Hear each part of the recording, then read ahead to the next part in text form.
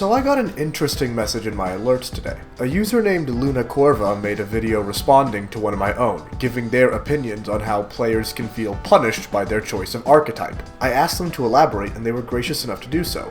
They released a 20-minute video expanding their thoughts, and it's what I'll be using for this response. I would highly recommend watching that before this, but if you can't, I'll summarize it anyway. Also, please don't harass this person. They've been nothing but polite to me in a disagreement over a card game. Please, guys. For point 1, he gives 2 examples. Person A likes Tindangle, but not only does he get destroyed at locals, but gets ridiculed for trying to improve it.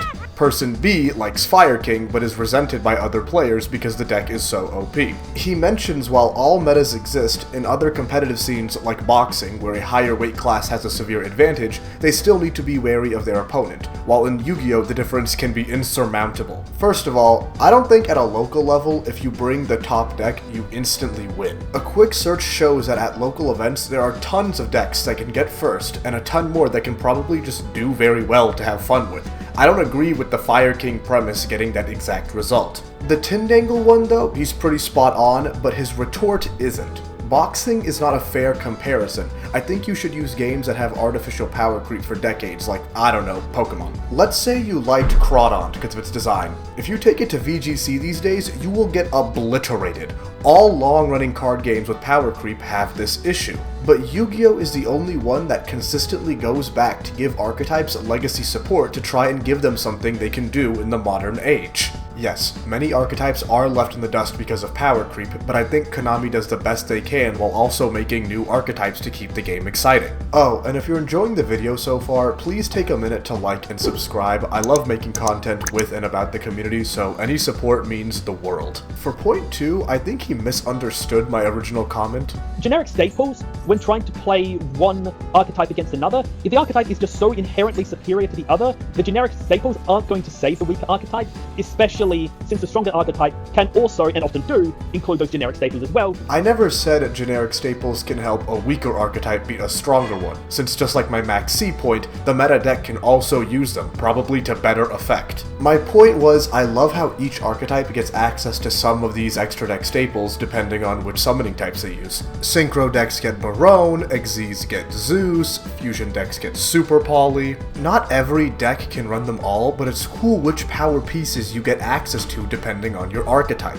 Archetypal locks can mess with this sometimes, but usually those are needed to future-proof them from generic abuse. It's unfortunate, but I'd rather have that than when an Elder Entity card has to be banned because of a PK card years later. One point that he's just completely correct about though is how many older archetypes just spam generic boss monsters if they want to be played optimally. He references this Team APS video, but overall I agree here. The one caveat is generic support for a type. He mentions how he wanted to play Reptilian, and the only recommendations online were to combine it with Ogdoadic and other generic reptile good stuff. I can understand why this would bother someone, but with 12,000 cards in the game, Konami making generic support for a rather weak type in Reptile makes sense. It's just not feasible to make specific support for these decade-old archetypes over and over. I'm just speaking on the logistics and what is realistic for them. But I don't think these points make archetypes feel punishing, especially if you're playing a deck from the last 7 years, you'll be perfectly fine at the local level. For point 3, they seemed confused about what I meant when I said sometimes bannable cards in one archetype can be perfectly fine in another. For example, Rhoda is limited, but Fossil Dig is comfortably at 3. His response was, if you can have an insanely strong card in one archetype and be perfectly balanced in another, doesn't that show just how unbalanced the archetypes are? And my answer to that is yes, that's why they gave them a generic powerful card. I love it when Konami realizes a deck is weak, so they give it some Hail Mary ass card and try to fix as much as they can.